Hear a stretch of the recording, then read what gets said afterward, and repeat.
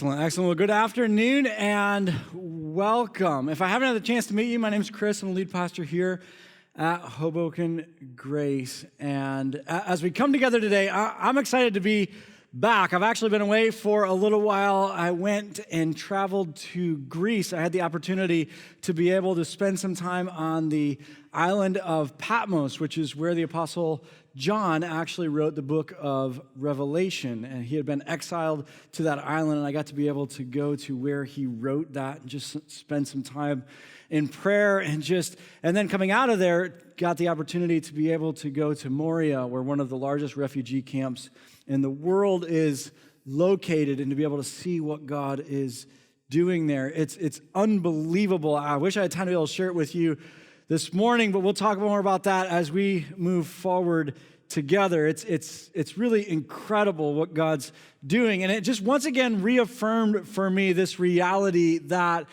His plan is so much better than our plan. And just when you think, I don't know how this is going to move forward, God has an unbelievable way of showing us that He's the one who's in control and we are not, and that He can do far more than we expect. And for the last couple of weeks, if you haven't been with us, we've actually been talking about that in terms of our own lives and looking at this reality that as God steps into our life, He says, listen, I have the best in store for you. I'm working for the best in your life. It's not going to look the way the world thinks it should look, but I'm working for the best in your life. And we live in a culture that's, in a lot of ways, chasing the best life. And as we do that, one of the things that oftentimes we do is that we find ourselves in situations where we're chasing the highlights of life. We're chasing those Instagram moments of life and thinking, man, if I can just go on this vacation, if I could just have that, then I'd have the best life. And if we're not careful, and this is what we've been talking about, we can live our lives chasing those highlights and find ourselves somewhere that we never intended to be. In week one, we talked about that in terms of choices and the reality that as God steps into our lives, He says, be very careful what you chase, because there are some highlights that aren't compatible with others. And if you choose this path, it's going to eliminate what I've called you into and what I want for you to become and the life that I want for you to live. And we looked at how God is calling us to really define, okay, what are the moments and what is it that God has created me for and called me into. And then last week we looked at how we respond when it looks like there's not going to be any more highlights, when it looks like it's all falling apart and it's not going to be what we thought it was going to be or what we planned for it to be. And we looked at this story of Joseph and how God teaches us to respond in those moments. And as God steps into our lives, He says, don't just pay attention to the highlights, but pay attention to those moments between the highlights, because oftentimes the life that I have in store for you, the best that I'm working for, it's actually shaped in those mundane and everyday decisions and moments. And so we've been coming to Him and just saying, okay, God, teach us how to be able to engage life that way. We want to be able to follow you into really what we talked about in the last series, our purpose, what it is that He created, even before this entire story began, what it is that He created us for.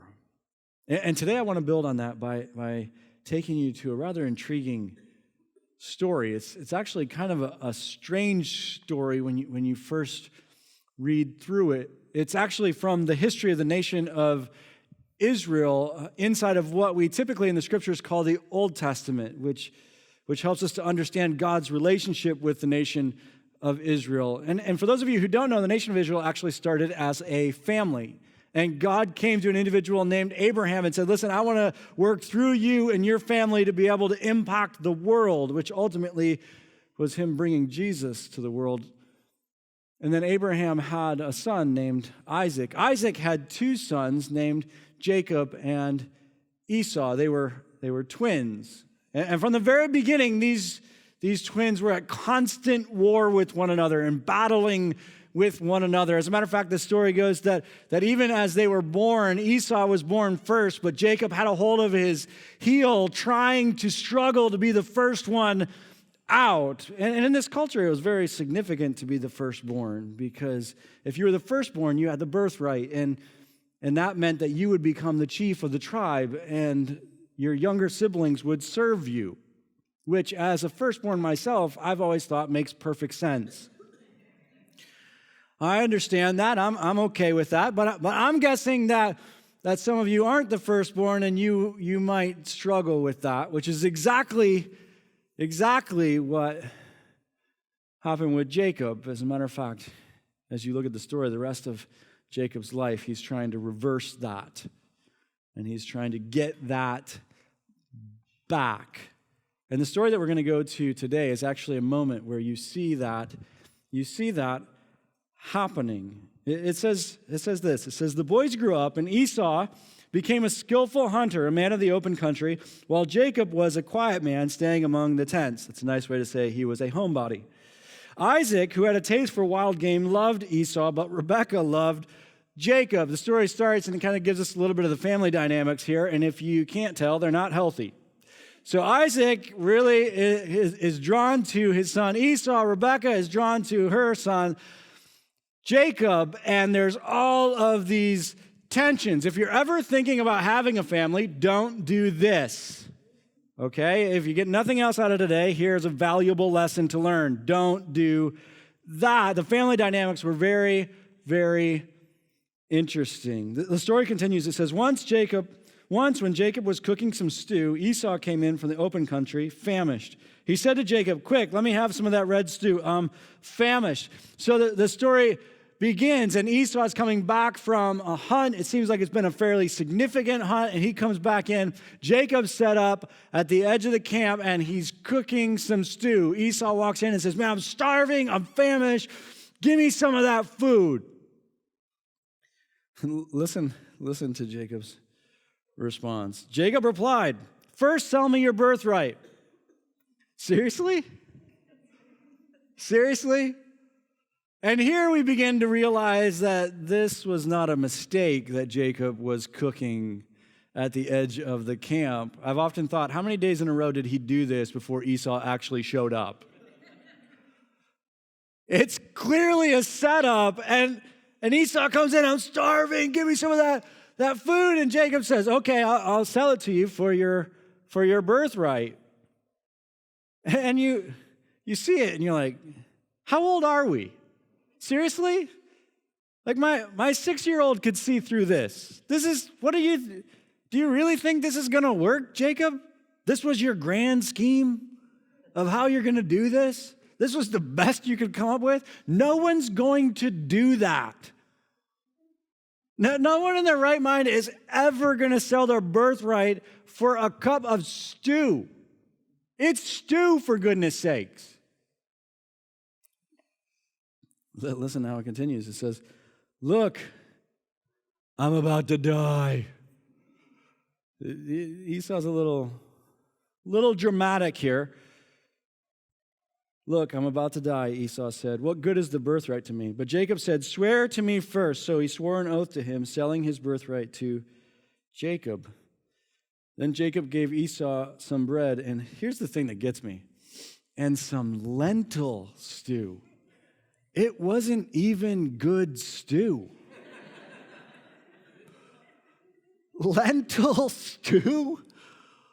Unbelievable. He ate and drank and then got up and left. And then, look at this. So Esau despised his birthright. Like I said, it's kind of a strange story.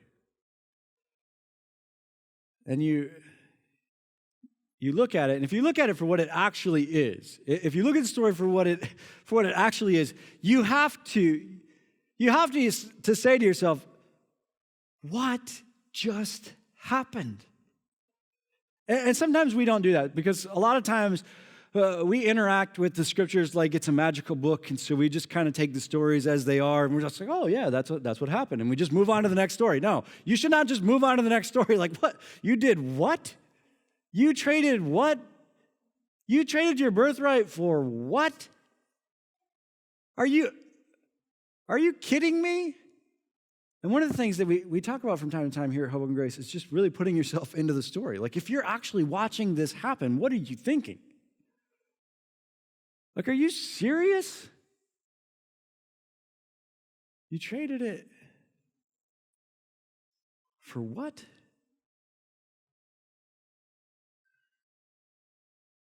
And then the other thing that I think a lot of us think, as a matter of fact, some of you are thinking it right now as we walk through this story, is that we read it and you look at the story, I mean, you have to think, don't you? God, what does this have to do with anything? Like, okay, God, I understand, like there was an exchange of stew. What does this have to do with anything? What does this have to do with me?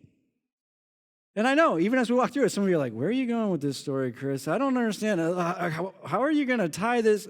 What does this have? Does this have anything to do with me? Because when you look at the story on its surface, there's so much that you just don't connect with. I mean, I'm guessing not many of you have a birthright. I'm guessing that. Show of hands, anyone with a birthright? No? Yeah, exactly. Not many. A few of you are heiresses to fortunes, but outside of that, no birthrights.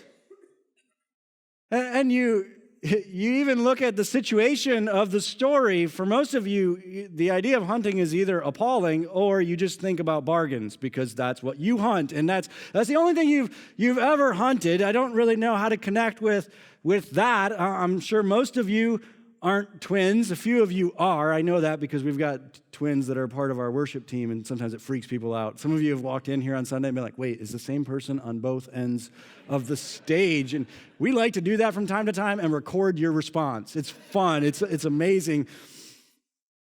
But I'm guessing most of us don't connect with that. And for a lot of us, I mean, truth be told, not many of us are looking at it and saying, oh, I understand, lentil stew. I'd trade anything for that. I mean, what in the world, what does this have to do with anything? And I understand, God, you gave us these stories for a reason, but I mean, what do I learn from this? What's the point? And on its surface, it seems that way.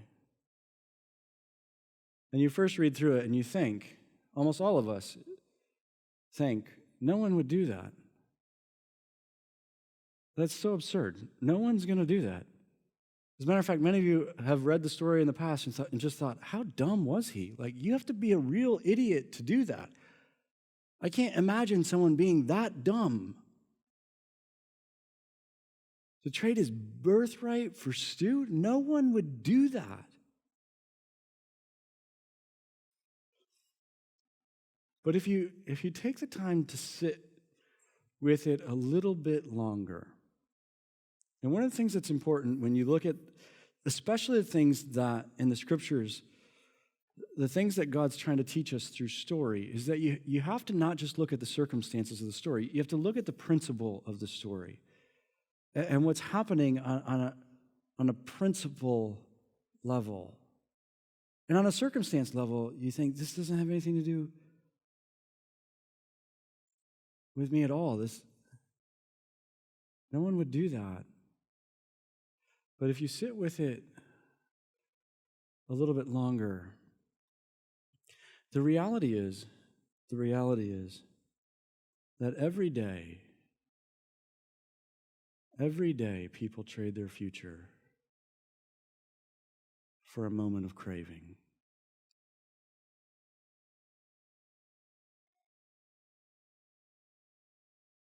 Every day, People trade their future for the craving of a moment.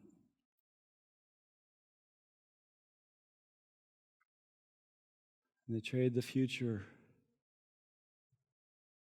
of their marriage and their kids' future for a moment of passion and lust. And they trade their reputation for a moment of greed. And they trade their future for a moment of anger. On the surface, you look at the story and say, that would never happen. But if you sit with it a little bit longer, you begin to realize that this story might be one of the most common stories ever told.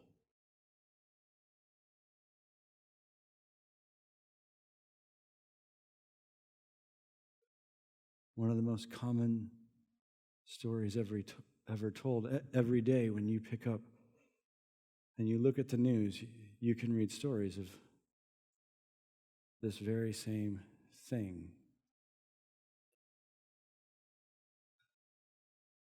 People trade their future for a moment of craving. I frequently interact with this as it pertains to affairs, and it's interesting because one of the things that used to really bother me inside of those conversations is that I'd be talking to the person who cheated, and I would ask them, or their spouse is asking them why, and one of the things that used to really bother me is that they would say, and if you've ever interacted with someone who's gone through this, you'll hear this. They would say, no, you don't understand. He didn't mean anything to me. No, you don't understand. She didn't mean anything to me. And it used to drive me crazy. And I would look at them and I'd say, what do you mean? Like, that can't possibly be true. I mean, you've traded everything for it. You've traded your entire future for it. You've traded, in some ways, your kids' future for it. You've traded everything for it. They had to have meant something to you. And I used to think that they were just wrong until I saw the principle of this story and realized, no, they're actually right. They were just a bowl of stew. But it is amazing what we will trade for a bowl of stew. And it's phenomenal how expensive stew can be.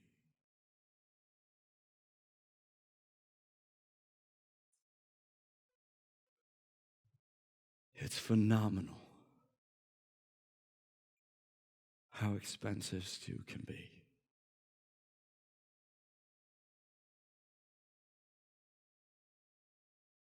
And it's amazing how we can be conquered in a moment. And you look at this story and you see Esau as he comes in.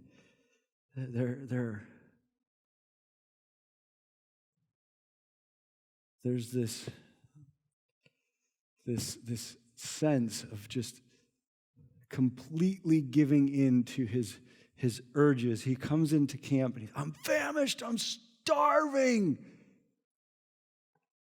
And everything is about how he feels in that moment and his cravings and his urges in that moment. Let me ask you something. How much weight do you give your flesh in your life?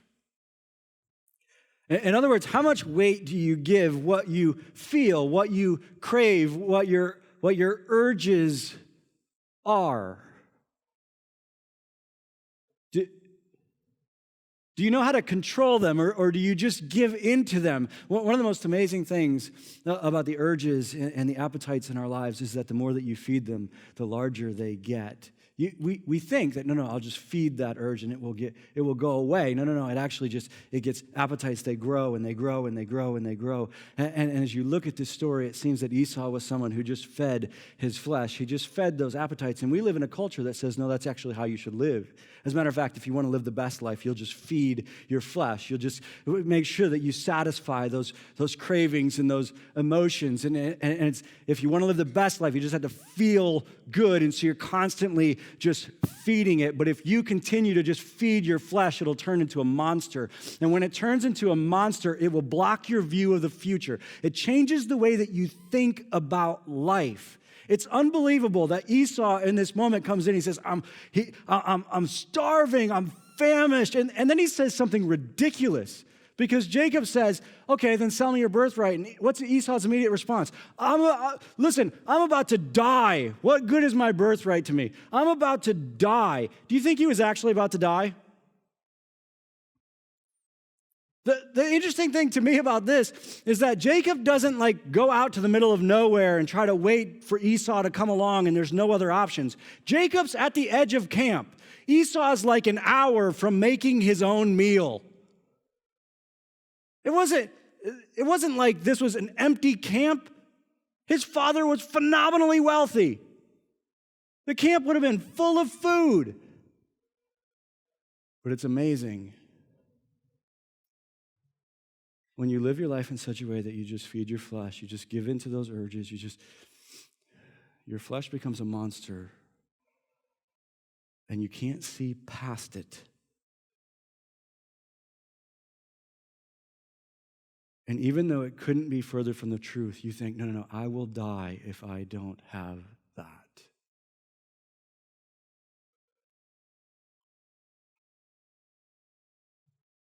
And so we trade everything for it.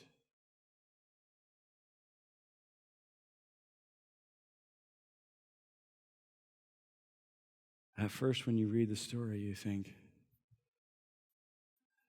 this doesn't have anything to do with me, but when you see the principles behind it, well, every one of us have lived this story, haven't we? There's not one of us in this room that hasn't lived this story. And the reason why all morning it's been getting really, really quiet when we go into this part of the talk is because it's cost all of us something, hasn't it?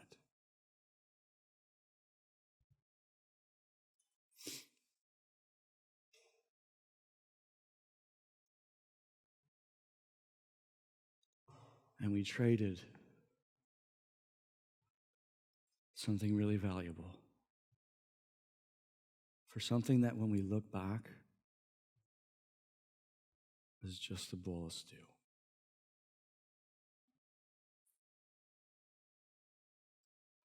And God is stepping into our lives and he's saying, come here. You have to watch out for this, because it will rob you of everything I have in store for you. And this is what I love about God. And for those of you who are here and you're exploring this thing and what Jesus is all about, and you think God's just like, do this. That is not God. Our God has brought us together, and it doesn't matter who you are, where you've been, and what you've done. He's made it possible for you to be adopted into his family. And he brings us together as our dad, and he's like, come here, kids, come here. Let me just talk you through this, because you have to make sure that you pay attention to this. Why? Because I love you. And I want the best for you, but if you're not careful, you'll trade the best that I have for you for nothing.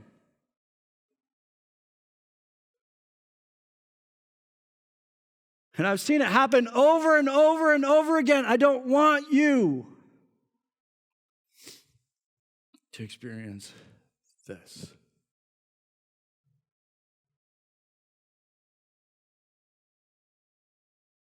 So how do you avoid stew? It's a valuable life lesson.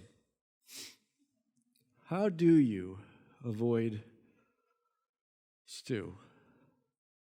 I think there are a couple of things that we see in the passage that are simple but profound.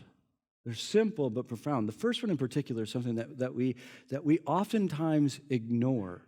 When you look at the situation, the beginning of the story starts with what? It starts with Esau coming in to the camp, and he's been out on this hunt, and he's tired. He's been out, and he says, I'm famished. It's about more than just hunger. It's this whole experience.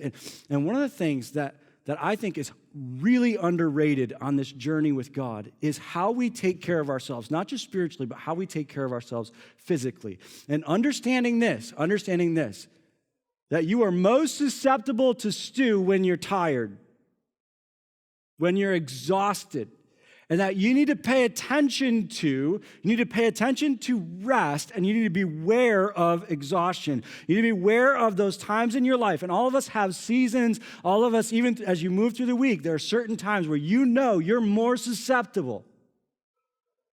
As pastors, we talk about this with one another quite frequently because, especially pastors who are speaking on Sunday morning, Sunday night is the most dangerous time of our week.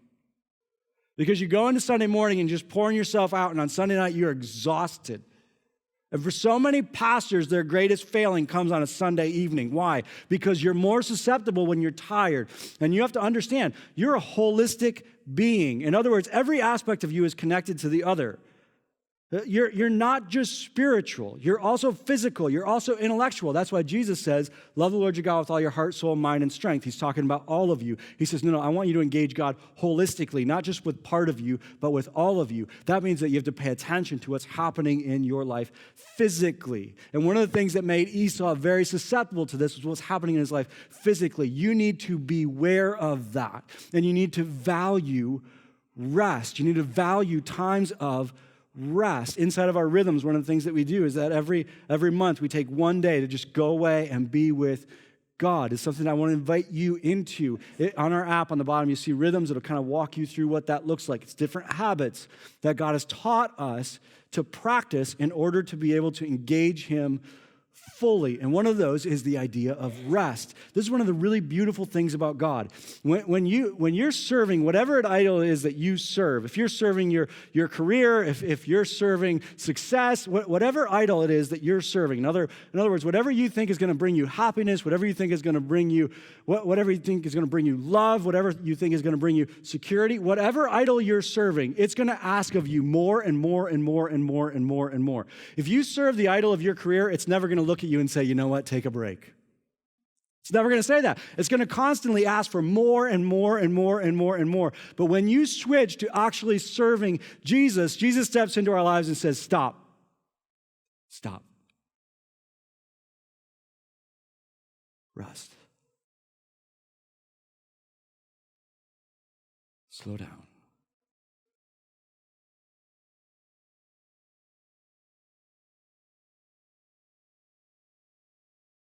And it's incredibly important. One of the reasons why I went away this past week is because I was spiritually exhausted.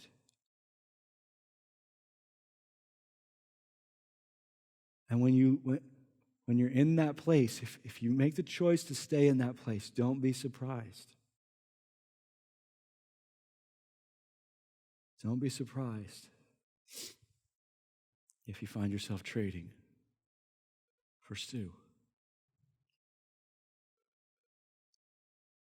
Rest, beware of exhaustion. The next one is kind of interesting, and some of you have never heard of this before. It's an ancient practice. It's called fasting. And if we're going to avoid stew, we have to fast. Some of you are like, what is this? Is this a running thing? Is this, like you said, physical? Is this like running? What? No, fasting is it's very simple. It's not necessarily easy, but it's very simple. It's just that you don't eat. Some of you are like, whoa. Like two of you just left. You know, like, no. Now you're messing with the wrong thing. But fasting is something, it's a practice that God gave us because He knows that we need to learn that we're in control of our urges. They're not in control of us. We need to learn and to be able to practice overcoming our urges rather than constantly just giving into them. You need to develop the discipline of being able to say to your feelings, no, I'm in control of you, you're not in control of me. So the way that we practice this here at Hoboken Grace is on the third Thursday of every month, we fast from sun up to sun down. Now, this is a really great time to start fasting with us because the days get really, really short right now. It's a lot harder to start in the middle of the summer, I'm telling you right now. So now's a great time to start. It's basically just one meal that you're missing. And that's a great place. That's a great place to get started because for some of you, this is going to throw you. It's amazing to me to watch people go through this for the first time because some people are like, oh, it's no big deal. And then lunch hits and they are out of control. And they experience exactly what Esau experienced. I've literally had people say to me, I'm going to die. I'm going to die. And you look at it and say, no, you're not. Yes, I'm going to die. It's fun in my office. You always know when it's fasting day because everybody gets a little bit shorter with one another and the tensions are getting a little bit higher. But you need to learn and you need to practice saying to your urges, no. I'm in control, not you. And to learn that if you say no to that urge, it will go away. Appetites don't decrease by feeding them. Appetites decrease by starving them. And fasting is the practice of doing just that. It's learning how to say no and realizing that, no, I can move past it. It's not going to kill me. Paul says it this way. He says, I buffet my body into submission. He says, no, I've made sure that my body understands who's actually in control. And I tell it what our life is going to look like. It does not tell me. The next one is this. We need to dream with God. This actually goes back to week 1 where we were talking about what Instagram are you living for? Which one are you pursuing? You need to dream with God, to be able to sit with God and say, okay, God, what is this going to look like? Where are you taking me? How great is this going to be? Remember at the end of the story what it said about Esau, that Esau despised his birthright? You see, Esau had lost sight of what God had given him. He'd lost sight of just how great what he had was. And so when it came time to trade, it meant nothing to him to trade it. He'd lost sight of it. And for some of you right now in your life, you're losing sight of what God's given you. You're losing sight of all that God's doing in your life. You're losing sight of where it is that God wants to take you. And you need to take the time to be able to go back to him and remember all that he's done in your life, to remember the reality that, no, he has my best in mind, to remember that he has things before this whole thing started that he created for me to do. And you need to dream with God so that when that trade comes up, you're able to look at both of them and say, are you kidding me? Do you know what God has for me? You can't possibly expect me to trade that for a bowl of stew. You have to dream with God. And then finally,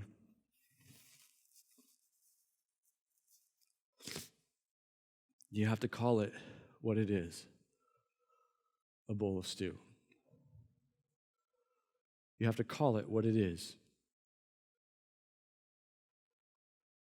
You have to be honest about what it costs.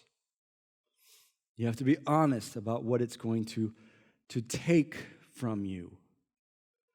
But oftentimes, rather than being honest about it, rather than calling it what it is, we just keep it around. And rather than actually getting rid of it, it says, no, well, I'm not going to eat the stew. I just like to look at it.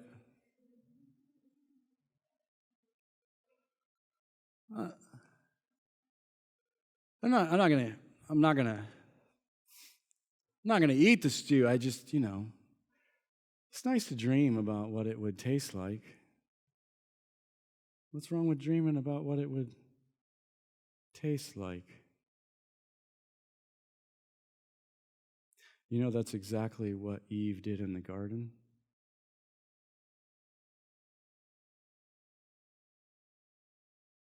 I'm just going to hang around. I wonder what it would taste like. It's the same story, by the way. She traded everything.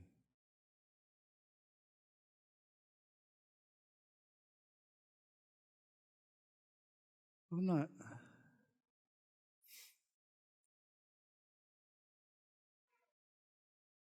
going to eat all of it.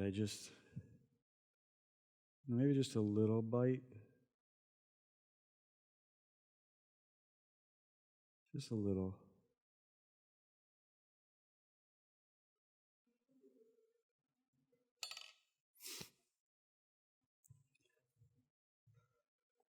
As God steps into our lives, He says, you got to learn to hate stew.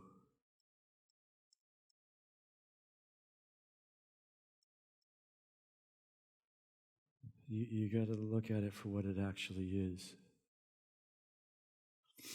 and what it's actually going to cost.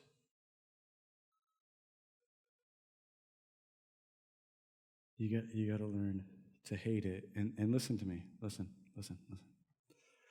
You will either, on this journey, you will either hate stew or you will hate God for what it cost you.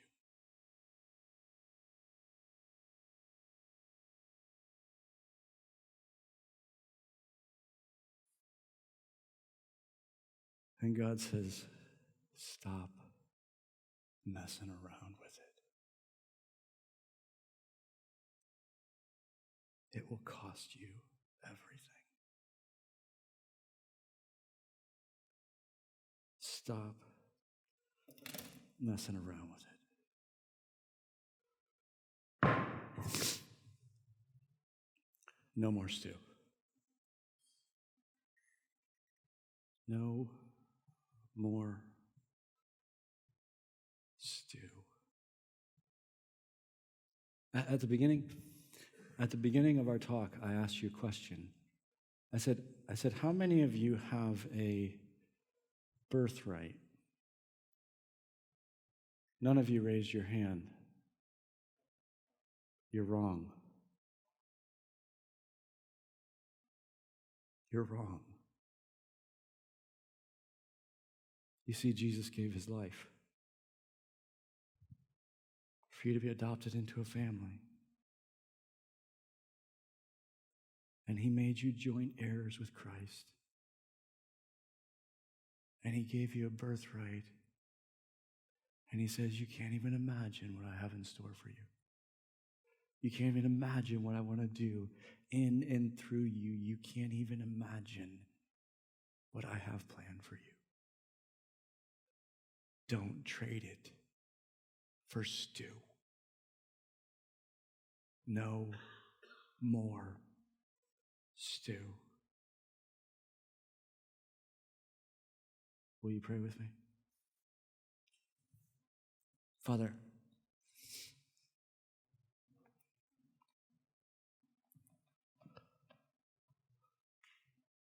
as we walk through this, the reality is that all of us have something in our lives that even as we walk through this morning, we're thinking, that's my stew. That's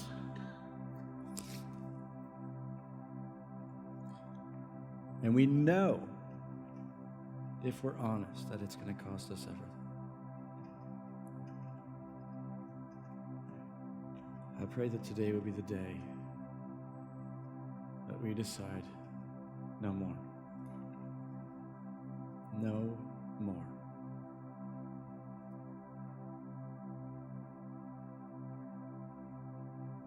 Father, I thank you for what you have in store for us, for what you have planned for us. And I thank you that you love us enough as our dad to bring us together, to bring us this story, to make sure that when this is over, we haven't despised our birthright. To make sure when this is over that we haven't traded it for a bowl of stew. In Jesus' name.